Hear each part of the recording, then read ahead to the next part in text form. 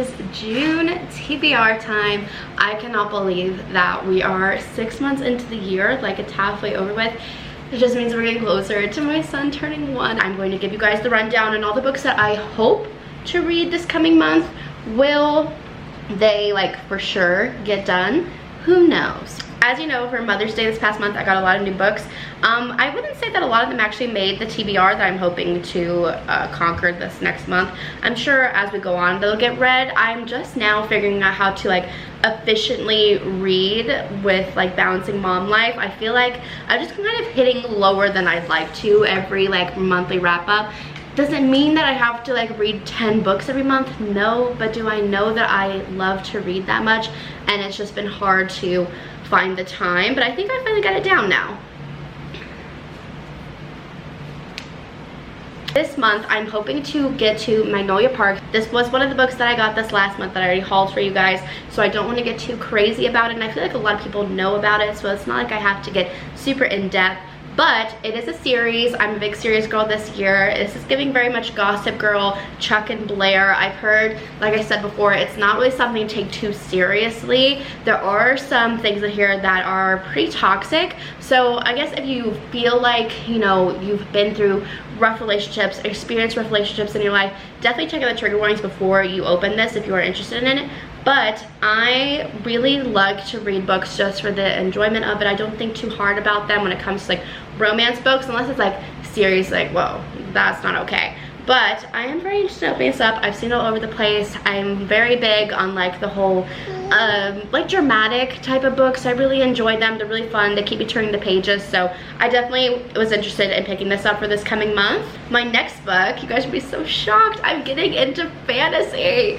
So I am currently, I don't have the book with me, but another book that I want to read that's fantasy this month is The Ballad of Never After. Sorry, I got the two books mixed up. There's the first one that's called something of a broken heart, and then The Ballad of Never After, and I was like mixing the two. I actually picked up the second book, so I'm kind of like filling the blanks as I read it because I was really excited about opening the series. I think it helps if you read Caraval first too, then you go to the first book, then you read the one I'm on, and she's coming out with the third book in October, so I think it'd be a fun series to jump on if you're interested in getting more into fantasy. I find it really easy to get into. There's not a lot of world building. I mean, obviously I'm in the second book, so it's easy to say that.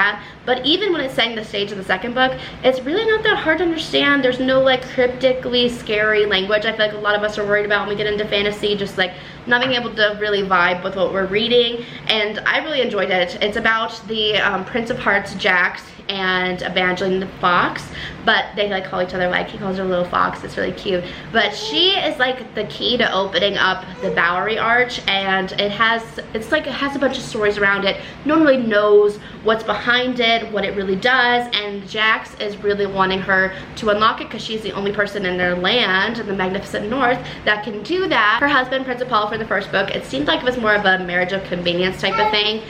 He is like under some curse where he is hunting her, which goes along with like this childhood little, I don't call it a story rhyme, but like just like a story about the archer and the fox. And this man was under an archer's curse where he had to hunt this fox, and it turned out the fox turned into a beautiful woman. He fell in love with her and he did not want to hunt her, and it's kind of come full circle. Well, that's what's happening to Evangeline with her husband Apollo. So it's kind of forced her to try to, I don't know, find other ways instead of opening the Bowery Arch, but it kind of more and more looks that way, like that's gonna be what has to happen. But she is trying to exhaust every other option. We're meeting a lot of other characters who also have something to gain from the arch being opened, and it's like one of two things. It's either hiding like this big treasure from the original like royal family, if you will, of this land, or it's a prison for all of their enemies that family, and like the abomination that they supposedly made, which we don't know what that is. But I found it really interesting, and I really like to keep along. It's really easy to keep along with. Like I said, I'm constantly turning the pages, and that is a book that I definitely want to get into this month. To go back to what I was saying, I picked up The Ninth House like literally 2 days ago from my local bookstore. I love so much. If you're in Colorado Springs, Poor Richard's bookstore, love her. But I got The Ninth House by Leah Bardugo. Interesting. This is about Galaxy, or Alex. They're the most unlikely member of Yale's freshman class. Raised in the Los Angeles hinterlands by a hippie mom, Alex dropped out of school early and into a world of shaggy drug dealer boyfriends, dead-end jobs, and much, much worse. In fact, by age 20, she is the sole survivor of a horrific, unsolved multiple homicide. Some might say she's thrown her life away. But at her hospital bedside, Alex is offered a second chance to attend one of the world's most prestigious universities on a full ride. What's the catch, and why her? Still searching for answers, Alex arrives in New Haven, tasked by her mysterious benefactor with monitoring the activities of Yale's secret societies. But their occult activities are more sinister and more extraordinary than any paranoid imagination might conceive. They tamper with forbidden magic, they raise the dead, and sometimes they prey on the living. I just thought that sounded really interesting, and as someone who's still trying to get into like fantasy, sci-fi fantasy, I thought it'd be a really like, I don't know, a really easy read and something that would just keep me turning the pages, which is what I'm all about right now, as I'm still trying to like just really build that genre up as something that I enjoy to read. Next, I left a sticker on this. Definitely have seen it on BookTube a lot. This is by Stacey Willingham. This is about when Chloe Davis was 12, 6 teenage girls went missing in her small Louisiana town. By the end of the summer, her own father had confessed to the crimes and was put away for life. Now 20 years later, the same thing is happening, so Chloe's going to get to the bottom of it and hopefully clear her father of, you know, what he went down for 20 years ago. I've been getting into thrillers a lot this year. I read Rock, Paper, Scissors, The Perfect Marriage, and just like, I don't know, it just was a good time, so I thought I would keep the good vibes going and picked up another. This one would be a little bit more of like a mystery thriller. I read like the only mystery thriller I could really put into a category would be A Good Girl's Guide to Murder, but that was a little more YA. This is definitely more like new adult. We all know that I love Anna Huang, okay? I have ranted about Twisted series probably in literally every book video I've ever made. At some point I've talked about Anna Huang and just how much I love her. She came out with a new series. It's called like The King of Sin, is like what the whole series is called. This one's King of Wrath, it's book 1. She also has King of Pride, and her next book coming out, I think this year, is King of Greed. So I want to go ahead and get on the train. I know it's gonna love it. Like I said, ate up the Twisted series. I'm still reading it a little bit. I'm not quite all the way done, but I just love her. I love her writing. I love her storytelling, and they just keep me so engaged. This is kind of the same vibes as Twisted Love. If you read that, it's like a billionaire type of trope we're going with here.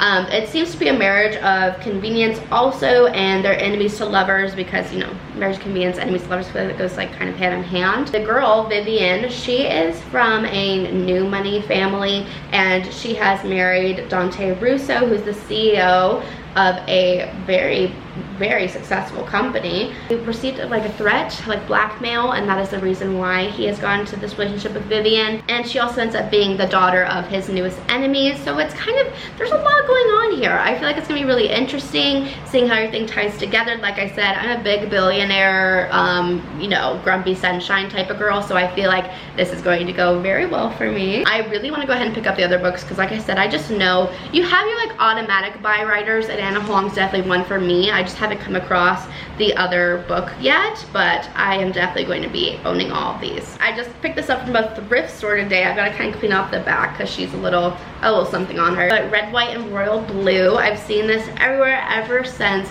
I got into the book world, got into like watching book talk in like 2021. I've been seeing this book everywhere. They're about to come out with a movie on, what's it called? Oh my god. Prime Video. So I wanted to go ahead and read this because it's been on my TBR forever. I'll pick this up a different time, never do. So when I was at the thrift store today for literally 50 cents, I got her. This is obviously an LGBTQ love story. Henry is the son of the Miss President of the United States, and Alex is the son of the royal family. As when his mother became president of the United States, Alex Claremont Diaz was promptly cast as the American equivalent of young royal. Handsome, charismatic genius, his image was pure millennial marketing gold for the White House. There's only one problem. Alex has actual beef with an actual prince, Henry, across the pond. And when the tabloids get hold of a photo involving an Alex/Henry altercation, US/British relations take a turn for the worse. Heads of family and state and other handlers devise a plan for damage control. Stage a truce between the two rivals. What at first begins as fake, Instagrammable friendship grows deeper and more dangerous than either Alex and Henry could have imagined. I've just been wanting to get my hands on this for a long time. I love a good enemies to lovers. I love a good, like, I don't know, just like unlikely pairing. So yeah, went ahead and picked it up. My last book, this is my first book mail ever, y'all. I was screaming. I got the True Love Experiment by Christina Lauren sent to me by Leo PR. Thank you so much. I am literally dying. Like, I literally finished Love in Other Words, and then I went to my mailbox like 2 days later, and this was in it.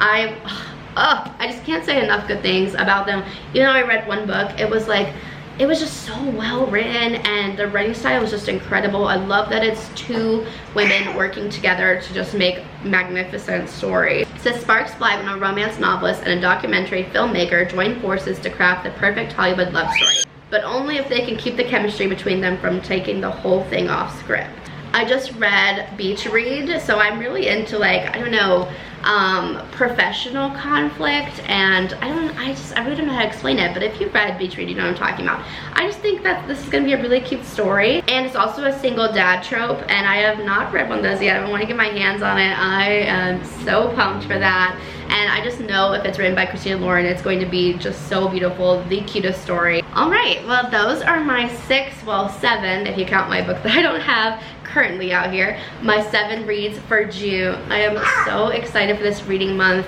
I just think it's gonna be a good time. I'm branching out from just like only romance, but I'm still getting my romance fix, no one get me wrong. Also, like I always preference, very much a mood reader, so that does not mean that even one of these will make the cut for next month, but I'm really hoping I'm getting better at, like, you know, prioritizing, especially when it's like new and upcoming reads, to really get them done. So I'm really excited, and I hope you guys have a fantastic reading month ahead of you as well, and I will definitely let you know, as I do always at the end of each month, how each reading went and what I think and what I even got around to reading. If it's up or not, stay on the lookout for my May reading wrap up. I am so excited to let you guys know what my thoughts are on some new books. I read A Happy Place. I also picked up If You Had Been With Me, which has been on my TBR, on my TBR forever. So I cannot wait to let you guys know how that went, and I'll see you in that video. Bye.